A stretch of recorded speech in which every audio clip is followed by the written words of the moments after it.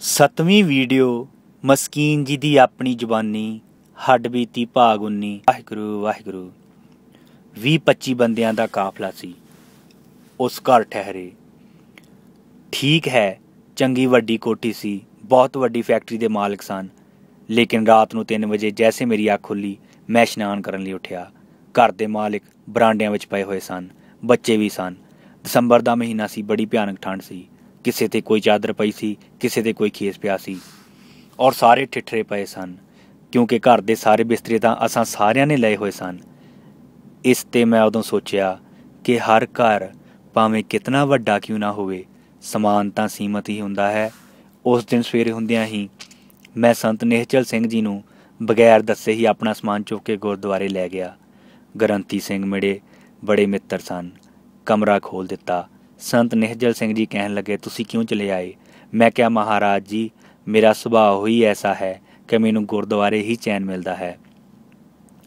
ਕਦੀ ਕਦਾਈ ਜਦ ਵੀ ਕਿਸੇ ਮਹਾਂਪੁਰਸ਼ ਨਾਲ ਕਿਧਰੇ ਚੱਲਣਾ ਪਿਆ ਤਾਂ ਉਸ ਘਟਨਾ ਤੋਂ ਬਾਅਦ ਮੈਂ ਸੰਕੋਚ ਕੀਤਾ। ਮੈਂ ਕਹਿ ਹੀ ਦਿੱਤਾ ਕਿ ਮੈਂ ਤੁਹਾਡੇ ਨਾਲ ਕਿਸੇ ਘਰ ਵਿੱਚ ਨਹੀਂ ਠਹਿਰਾਂਗਾ ਮੈਂ ਗੁਰਦੁਆਰੇ। ਹਾਂ, ਸੈਂਕੜੇ ਥਾਵਾਂ ਵਿੱਚ ਕੋਈ ਐਸਾ ਥਾਂ ਆ ਜਾਵੇ ਜਿੱਥੇ ਗੁਰਦੁਆਰਾ ਰਹਿਣ ਨੂੰ ਕੋਈ ਕਮਰਾ ਨਾ ਹੋਵੇ, ਜਿੱਥੇ ਰਿਹਾਇਸ਼ ਦੀ ਕੋਈ ਬਿਲਕੁਲ ਜਗ੍ਹਾ ਨਾ ਹੋਵੇ, ਫਿਰ ਮੈਂ ਹੋਟਲ ਵਿੱਚ ਜਾਂ ਕਿਸੇ ਦੇ ਘਰ ਵਿੱਚ ਟਿਕਾਣਾ ਕਰ ਲੈਂਦਾ ਹਾਂ, ਉਹ ਵੀ ਕਿਸੇ ਭਿਅੰਕਰ ਮਜਬੂਰੀ ਦੀ ਹਾਲਤ ਵਿੱਚ। ਪਰ ਘਰ ਵਿੱਚ ਪਤਾ ਨਹੀਂ ਮੇਰੀ ਸੰਕੋਚੀ ਤਬੀਅਤ ਜਾਂ ਕੋਈ ਹੋਰ ਕਾਰਨ ਮੈਨੂੰ ਨਿਤਨੇਮ ਅਭਿਆਸ ਵਿੱਚ ਕੋਈ ਬਾਧਾ ਰੁਕਾਵਟ ਖੜੀ ਮਹਿਸੂਸ ਹੁੰਦੀ ਹੈ। ਜੋ ਮੈਂ ਆਨੰਦ ਮਾਣਨਾ ਹੁੰਦਾ ਹੈ, ਉਸ ਨੂੰ ਮਾਣਨ ਵਿੱਚ ਅਸਮਰੱਥ ਹੁੰਦਾ ਹਾਂ। ਇਸ ਵਾਸਤੇ ਦੇਸ਼ ਵਿਦੇਸ਼ ਚਾਹੇ ਮੈਂ ਕਿਧਰੇ ਵੀ ਭਰਮਣ ਕਰਦਾ ਹੋਵਾਂ, ਠਹਿਰਦਾ ਗੁਰਦੁਆਰੇ ਵਿੱਚ ਹਾਂ। ਇਸ ਦਾ ਸਦਕਾ ਭਾਰਤ ਵਿੱਚ ਤਾਂ ਐਸਾ ਹੋਇਆ ਹੈ, ਜਿਨ੍ਹਾਂ ਗੁਰਦੁਆਰਿਆਂ ਵਿੱਚ ਰਿਹਾਇਸ਼ ਨਹੀਂ ਸੀ, ਉਹਨਾਂ ਨੇ ਵੀ 2-2 3-3 ਕਮਰੇ ਬਣਾ ਦਿੱਤੇ ਨੇ, ਔਰ ਆਏ ਗਏ ਸੁੱਖ ਲਈ ਸੁੱਖ ਹੋ ਗਿਆ ਹੈ। ਚੱਲਦੀ ਜ਼ਿੰਦਗੀ ਵਿੱਚ ਕਈ ਐਸੇ ਵਿਅਕਤੀ ਵੀ ਆਏ ਜਿਨ੍ਹਾਂ ਨੂੰ ਮੈਂ ਪੁੱਜੀ ਹੋਈ ਅਵਸਥਾ ਵਿੱਚ ਦੇਖਿਆ, ਦਰਸ਼ਨ ਕੀਤਾ। ਇਹਨਾਂ ਵਿੱਚ 2 ਤਾਂ ਮੇਰੇ ਕੋਲ ਕਥਾ ਦੇ ਸਰੋਤੇ ਆਉਂਦੇ ਸਨ। ਇੱਕ ਬੰਬਈ ਵਿੱਚ ਹੁਸ਼ਿਆਰਪੁਰ ਦੇ ਰਹਿਣ ਵਾਲਾ ਟੈਕਸੀ ਡਰਾਈਵਰ, ਜਿਸ ਨੇ ਅੰਮ੍ਰਿਤ ਵੇਲੇ ਆਉਣਾ, ਆਸਾ ਜੀ ਦੀ ਵਾਰ 'ਤੇ ਕਥਾ ਸੁਣ ਕੇ ਚਲੇ ਜਾਣਾ ਆਪਣੇ ਕੰਮ 'ਤੇ। ਦੂਸਰੇ ਸਾਲ ਜਦ ਮੈਂ ਬੰਬਈ ਆਇਆ, ਗੁਰਦੁਆਰਾ ਸਾਹਿਬ ਵਿਖੇ ਗਿਆਨੀ ਰਾਮ ਸਿੰਘ ਜੀ ਹਜ਼ਾਰੇ ਵਾਲੇ ਸੂਰਜ ਪ੍ਰਕਾਸ਼ ਦੀ ਕਥਾ ਸ਼ਾਮ ਨੂੰ ਕਰਿਆ ਕਰਦੇ ਸਨ। 10-20 ਸੱਜਣਾਂ ਦਾ ਇਕੱਠ ਹੋ ਜਾਂਦਾ ਸੀ। ਉਹਨਾਂ ਨੇ ਸਤਸੰਗ ਦੀ ਲਹਿਰ ਬਣਾਈ ਹੋਈ ਸੀ। ਮੈਨੂੰ ਕਹਿਣ ਲੱਗੇ, ਉਹ ਨੌਜਵਾਨ ਤਕਰੀਬਨ 32 ਸਾਲ ਦੀ ਉਮਰ ਦਾ ਹੈ, ਉਹ ਸਿਖਰ 'ਤੇ ਪਹੁੰਚ ਗਿਆ ਹੈ। ਉਸ ਨੇ ਅਧਿਆਤਮਕ ਮੰਡਲਾਂ ਨੂੰ ਛੂਹ ਲਿਆ ਹੈ। ਮੈਂ ਉਹਨਾਂ ਨੂੰ ਕਿਹਾ ਕਿ ਫਿਰ ਮੈਂ ਉਸ ਨੂੰ ਦੇਖਣਾ ਚਾਹਾਂਗਾ। ਉਹ 1 ਨੰਬਰ ਦੀ ਬਿਲਡਿੰਗ ਵਿੱਚ ਰਹਿੰਦਾ ਸੀ। ਮੈਨੂੰ ਉਸ ਦੇ ਕੋਲ ਲੈ ਗਏ। ਮੈਂ ਉਸ ਨੂੰ ਜੁੜੀ ਹੋਈ ਅਵਸਥਾ ਵਿੱਚ ਦੇਖ ਕੇ ਦੰਗ ਰਹਿ ਗਿਆ। ਇੱਕ ਦਿਨ ਉਹ ਮੇਰੇ ਕੋਲ ਆਏ, ਕਹਿਣ ਲੱਗੇ, ਮਸਕੀਨ ਜੀ, ਮੈਂ ਤੇ ਕੁਛ ਨਹੀਂ, ਕਿਉਂਕਿ ਤੁਹਾਡਾ ਸ਼ੌਂਕ ਹੈ, ਮੈਂ ਤੁਹਾਨੂੰ ਇੱਕ ਹੋਰ ਜੁੜੀ ਹੋਈ ਆਤਮਾ ਦਿਖਾਉਣੀ ਹੈ। ਮੈਂ ਕਿਹਾ, ਠੀਕ ਹੈ, ਤੁਹਾਨੂੰ ਰਾਤ ਨੂੰ 12 ਵਜੇ ਲੈ ਚੱਲਾਂਗਾ। ਹੈਰਾਨ ਤਾਂ ਮੈਂ ਵੀ ਹੋਇਆ ਜਦ ਉਸਨੇ ਕਿਹਾ ਕਿ ਜੁੜੀ ਹੋਈ ਆਤਮਾ ਹੈ, ਦਰਸ਼ਨ ਕਰਾਉਣੇ ਹਨ। ਮੈਂ ਰਾਜੀ ਹੋ ਗਿਆ। ਮੈਂ ਕਿਹਾ, ਠੀਕ ਹੈ। ਮੈਂ ਉਸ ਦੇ ਨਾਲ ਚਲਾ ਗਿਆ। ਉਹ ਮੈਨੂੰ ਵਾਰਡਨ ਰੋਡ ਚਰਚ ਗੇਟ ਦੇ ਨੇੜੇ ਆਪਣੀ ਟੈਕਸੀ ਵਿੱਚ ਲੈ ਗਿਆ। ਸਮੁੰਦਰ ਦੇ ਕੰਢੇ 'ਤੇ ਬੈਂਚ ਬਣੇ ਹੋਏ ਸਨ। ਮੈਨੂੰ ਬਿਠਾ ਦਿੱਤਾ। ਕਹਿਣ ਲੱਗੇ ਕਿ ਇੱਥੇ ਕੋਈ ਰਾਤ ਦੇ 1 ਵਜੇ ਦੇ ਕਰੀਬ ਇੱਕ ਮੁਸਲਮਾਨ ਜੋ ਦਰਜੀ ਦਾ ਕੰਮ ਕਰਦਾ ਹੈ, ਮੱਧਰੇ ਛੋਟੇ ਕਰਦਾ ਹੈ, ਉਸ ਦੀ ਇੱਕ ਛੋਟੀ ਜਿਹੀ ਟੇਲਰਿੰਗ ਸ਼ਾਪ ਹੈ, ਔਰ ਸਵੇਰੇ 6 ਵਜੇ ਸਮਾਧੀ ਤੱਕ ਰਹਿੰਦਾ ਹੈ। ਵਾਕਈ ਉਹ 1 ਵਜੇ ਆਏ। 1-2-4 ਮੁਸਲਮਾਨ ਉਸ ਦੇ ਦੀਦਾਰ ਲਈ ਪਹਿਲਾਂ ਤੋਂ ਹੀ ਖੜ੍ਹੇ ਸਨ। ਉਹਨਾਂ ਮੁਸਲਮਾਨੀ ਢੰਗ ਨਾਲ ਉਹਨਾਂ ਨੂੰ ਸਲਾਮ ਕੀਤਾ। ਸਮੁੰਦਰ ਦੇ ਕੰਢੇ ਇੱਕ ਚੌੜੇ ਜਿਹੇ ਪੱਥਰ 'ਤੇ ਇੱਕ ਛੋਟਾ ਜਿਹਾ ਪਰਨਾ ਵਿਛਾ ਕੇ ਉਹ ਮੁਸਲਮਾਨ ਸੱਜਣ ਬੈਠ ਗਏ। ਸਿਰ 'ਤੇ ਟੋਪੀ ਸੀ। ਫਿਰ ਅਸੀਂ 1-2 ਘੰਟੇ ਅਡੋਲ ਬੈਠੇ ਦੇਖਦੇ ਰਹੇ। ਉਹ ਗੁਰਮੁਖ ਸਿੰਘ ਮੈਨੂੰ ਕਹਿਣ ਲੱਗੇ ਕਿ ਇਹ ਸਵੇਰੇ 6 ਵਜੇ ਤੱਕ ਇਸੇ ਤਰ੍ਹਾਂ ਹੀ ਰਹੇਗਾ। ਇਹ ਰੋਜ਼ ਇਸੇ ਟਾਈਮ ਆਉਂਦਾ ਹੈ ਜਦੋਂ ਕਿ ਕੋਈ ਨਹੀਂ ਹੁੰਦਾ। ਮੈਨੂੰ ਇੱਕਦਮ ਖਿਆਲ ਆਇਆ, ਹਾਂ, ਗੁਲਾਬ ਦਾ ਬੂਟਾ ਕਿਸੇ ਵੀ ਘਰ ਲਗਾ ਦਈਏ, ਲੱਗ ਜਾਂਦਾ ਹੈ, ਇਨਕਾਰ ਨਹੀਂ ਕਰਦਾ ਔਰ ਖੁਸ਼ਬੂ ਦਿੰਦਾ ਹੈ। ਇਹ ਆਤਮਾ ਵੀ ਰੰਗੀ ਹੋਈ ਹੈ। ਤੀਸਰੀ ਪੁੱਜੀ ਹੋਈ ਆਤਮਾ ਸਰਦਾਰ ਬਹਾਦਰ ਸਿੰਘ ਕਾਨਪੁਰ ਵਾਲੇ, ਆਪ ਪਿੱਛੋਂ ਗੁਜਰਾਤ ਜੋ ਅੱਜ ਕੱਲ੍ਹ ਪਾਕਿਸਤਾਨ ਵਿੱਚ ਰਹਿ ਗਿਆ ਹੈ, ਆਪ ਵੀ ਕਾਨਪੁਰ ਕਥਾ ਦਾ ਸਰੋਤਾ ਸੀ। ਲੇਕਿਨ ਜਦ ਜਪ ਕਰਦਿਆਂ ਇਤਨੀਆਂ ਉਚਾਈਆਂ ਨੂੰ ਛੂਹਿਆ ਕਿ ਅੱਜ ਉਹ 24 ਘੰਟੇ ਗੁਰੂ ਨਾਲ ਜੁੜਿਆ ਰਹਿੰਦਾ ਹੈ। ਆਪਣੀ ਸਮਾਧੀ ਵਿੱਚ ਰਹਿੰਦਾ, ਆਨੰਦ ਵਿੱਚ ਰਹਿੰਦਾ ਹੈ। ਐਸੇ ਜੀਵੜਿਆਂ ਦੇਖ ਕੇ ਢਾਰਸ ਤਾਂ ਵੱਜਦੀ ਹੈ, ਪਰ ਮੈਂ ਕਈ ਦਫਾ ਈਰਖਾ ਨਾਲ ਭਰਿਆ ਹੋਇਆ ਸੋਚਦਾ ਹਾਂ ਕਿ ਜੋ ਕਥਾ ਸੁਣਿਆ ਕਰਦੇ ਸਨ ਪਹੁੰਚ ਗਏ, ਔਰ ਮੈਂ ਸੁਣਾਉਂਦਾ ਅਜੇ ਰਸਤੇ ਵਿੱਚ ਹੀ ਹਾਂ। ਮੈਂ ਕੁਝ ਬੀਬੀਆਂ ਵੀ ਅਧਿਆਤਮਕ ਮੰਡਲ ਵਿੱਚ ਪੁੱਜੀਆਂ ਹੋਈਆਂ ਦੇਖੀਆਂ, ਦੇਸ਼ ਵਿੱਚ ਵਿਦੇਸ਼ ਵਿੱਚ। ਜੇ ਮੈਂ ਨਹੀਂ ਭੁੱਲਦਾ, ਇਹਨਾਂ ਵਿੱਚੋਂ ਮੰਦਸੌਰ ਵਿੱਚ ਰਹਿਣ ਵਾਲੇ ਸਰਦਾਰ ਅਜੀਤ ਸਿੰਘ, ਜੋ ਕਿ 30-32 ਸਾਲ ਦਾ ਨੌਜਵਾਨ ਟੈਲੀਫੋਨ ਆਪਰੇਟਰ ਰੰਗਿਆ ਹੋਇਆ, ਇੱਕ ਦਿਨ ਉਸ ਦੀ ਮਾਂ ਮੈਨੂੰ ਕਹਿਣ ਲੱਗੀ ਕਿ ਇਹ ਮੁੰਡਾ ਕਥਾ ਸੁਣ ਕੇ ਲੀਨ ਹੋ ਗਿਆ ਹੈ, ਕੰਮ 'ਤੇ ਵੀ ਕਈ ਦਿਨ ਨਹੀਂ ਜਾਂਦਾ ਅਤੇ ਇਸ ਦੀ ਕੰਮ 'ਤੇ ਗੈਰ ਹਾਜ਼ਰੀ ਨਹੀਂ ਲੱਗਦੀ। ਸਟਾਫ ਦੇ ਸਾਰੇ ਮੈਂਬਰ ਇਸ ਨੂੰ ਵਾਹਿਗੁਰੂ ਸਿੰਘ ਕਹਿ ਕੇ ਬੁਲਾਉਂਦੇ ਹਨ। ਇਸ ਨੂੰ ਅਜੀਤ ਸਿੰਘ ਬੁਲਾਉਣੋਂ ਵੀ ਹਟ ਗਏ ਹਨ। ਇੱਕ ਦਿਨ ਬੀਬੀ ਜਗੀਰ ਕੌਰ ਦੀ ਦੇਰਾਣੀ ਜੀ ਅਤੇ ਦਿਓਰ ਮੇਰੇ ਕੋਲ ਆਏ। ਕਹਿਣ ਲੱਗੇ, ਇੱਥੇ ਦਿੱਲੀ ਵਿੱਚ ਸਾਡੀ ਲੜਕੀ ਸਕੂਲ ਟੀਚਰ ਹੈ ਔਰ 28-29 ਸਾਲ ਦੀ ਹੋ ਗਈ ਹੈ, ਕੋਈ ਰਿਸ਼ਤਾ ਨਹੀਂ ਲੱਭ ਰਿਹਾ। ਕਹਿਣ ਲੱਗੇ ਉਹ ਮਸਤਾਨੀ ਹੈ, ਬਾਣੀ ਪੜ੍ਹਦਿਆਂ ਗੁਰਬਾਣੀ ਵਿੱਚ ਲੀਨ ਹੋ ਜਾਂਦੀ ਹੈ, ਸਾਰਾ ਦਿਨ ਮਸਤੀ ਵਿੱਚ ਰਹਿੰਦੀ ਹੈ, ਗੁਰੂ ਭਗਤੀ ਵਿੱਚ ਰਹਿੰਦੀ ਹੈ, ਸਕੂਲ 5-6 ਘੰਟੇ ਪੜ੍ਹਾਈ ਕਰਾ ਕੇ ਫਿਰ ਗੁਰੂ ਨਾਲ ਜੁੜੀ ਰਹਿੰਦੀ ਹੈ। ਇਸ ਤਰ੍ਹਾਂ ਗੁਰਬਾਣੀ ਪੜ੍ਹਨ ਵਾਲੀ ਅਤੇ ਸਾਦਗੀ ਵਿੱਚ ਰਹਿਣ ਵਾਲੀ ਹੈ ਅਤੇ ਗੁਰੂ ਨਾਲ ਜੁੜੀ ਰਹਿਣ ਵਾਲੀ ਲੜਕੀ ਨੂੰ ਅਜੋਕੇ ਨੌਜਵਾਨ ਪਸੰਦ ਨਹੀਂ ਕਰਦੇ ਅਤੇ ਇਸ ਨੂੰ ਪਗਲੀ ਅਤੇ ਮਸਤਾਨੀ ਕਹਿੰਦੇ ਹਨ। ਮੈਂ ਕਿਹਾ ਕਿ ਇੱਕ ਮਸਤਾਨਾ ਲੜਕਾ ਹੈ ਮੰਦਸੌਰ ਵਿਖੇ, ਉਹ ਟੈਲੀਫੋਨ ਆਪਰੇਟਰ ਹੈ, ਹੋ ਸਕਦਾ ਹੈ ਰਿਸ਼ਤਾ, ਕਿਉਂਕਿ ਅਜੀਤ ਸਿੰਘ ਦੀ ਮਾਂ ਨੇ ਮੈਨੂੰ ਕਈ ਦਫਾ ਕਿਹਾ ਸੀ ਕਿ ਇਸ ਪਗਲੇ ਨਾਲ ਕਿਹੜੀ ਲੜਕੀ ਸ਼ਾਦੀ ਕਰੇਗੀ, 32 ਸਾਲ ਦਾ ਹੋ ਗਿਆ ਹੈ, ਇਸ ਦੇ ਮਸਤਾਨੇਪਨ ਨੂੰ ਦੇਖ ਕੇ ਕੋਈ ਰਿਸ਼ਤਾ ਨਹੀਂ ਕਰਦਾ। ਵਾਕਈ ਸੰਤਾਂ ਨੂੰ ਪੂਜ ਤਾਂ ਸਕਦੇ ਹਾਂ, ਪਰ ਸੰਤਾਂ ਨੂੰ ਰਿਸ਼ਤਾ ਨਹੀਂ ਦੇ ਸਕਦੇ। ਦੂਸਰਾ, ਅਸਲੀਅਤ ਇਹ ਹੈ, ਜਿਨ੍ਹਾਂ ਸੰਤਾਂ ਨੂੰ ਅਸੀਂ ਪੂਜਦੇ ਹਾਂ ਉਹ ਸੰਤ ਹੁੰਦੇ ਹੀ ਨਹੀਂ। ਜਿਹੜੇ ਸੰਤ ਹੁੰਦੇ ਹਨ ਉਹਨਾਂ ਦੀ ਸਾਨੂੰ ਸਮਝ ਹੀ ਨਹੀਂ ਹੁੰਦੀ, ਉਹ ਬਿਨਾਂ ਪੂਜਿਆਂ ਹੀ ਰਹਿ ਜਾਂਦੇ ਹਨ। ਦਿੱਲੀ ਵਿੱਚ ਦੋਨਾਂ ਦਾ ਮਿਲਣ ਕਰਾਇਆ ਗਿਆ। ਮੈਂ ਅਰਦਾਸਾ ਸੋਧਿਆ, ਮੰਗਣੀ ਹੋ ਗਈ, ਆਨੰਦ ਕਾਰਜ ਹੋ ਗਿਆ। ਪਰ ਇੱਕ ਮਸਲਾ, ਲੜਕੀ ਦਿੱਲੀ ਪੜ੍ਹਾਉਂਦੀ ਸੀ, ਲੜਕਾ ਮੰਦਸੌਰ ਵਿੱਚ ਟੈਲੀਫੋਨ ਆਪਰੇਟਰ। ਮੈਂ ਸਰਦਾਰ ਸੁਰਜੀਤ ਸਿੰਘ ਜੀ ਬਰਨਾਲਾ, ਜੋ ਉਹਨਾਂ ਦਿਨਾਂ ਵਿੱਚ ਕ੍ਰਿਸ਼ੀ ਮੰਤਰੀ, ਐਗਰੀਕਲਚਰ ਮਿਨਿਸਟਰ, ਸੈਂਟਰਲ ਗੌਰਮੈਂਟ ਸਨ, ਮੈਂ ਫੋਨ ਕੀਤਾ ਅਤੇ ਉਹਨਾਂ ਨੂੰ ਇੱਕ ਚਿੱਠੀ ਵੀ ਲਿਖੀ। ਇਸ ਟੈਲੀਫੋਨ ਆਪਰੇਟਰ ਦਾ ਦਿੱਲੀ ਵਿੱਚ ਕਿਤੇ ਤਬਾਦਲਾ ਕਰ ਦਿਓ, ਗੁਰਮੁਖ ਹੈ, ਇਹ ਦੋਵੇਂ ਪਤੀ ਪਤਨੀ ਇਕੱਠੇ ਰਹਿ ਸਕਣ। ਖੈਰ, ਉਹਨਾਂ ਦੇ ਸੰਯੋਗ ਨਾਲ ਇਹ ਕਾਰਜ ਸਿਰੇ ਚੜ੍ਹ ਗਿਆ ਅਤੇ ਮੈਂ ਸਰਦਾਰ ਬਰਨਾਲਾ ਜੀ ਦਾ ਧੰਨਵਾਦ ਕੀਤਾ। ਉਦੋਂ ਦੇ ਇਹ ਦੋਵੇਂ ਜੀ ਦਿੱਲੀ ਵਿੱਚ ਰਹਿ ਰਹੇ ਹਨ। ਮੈਨੂੰ ਉਹਨਾਂ ਨੂੰ ਵੇਖ ਕੇ ਖੁਸ਼ੀ ਹੁੰਦੀ ਹੈ। ਦੋਵੇਂ ਹੀ ਰੰਗੇ ਰਹਿੰਦੇ ਨੇ।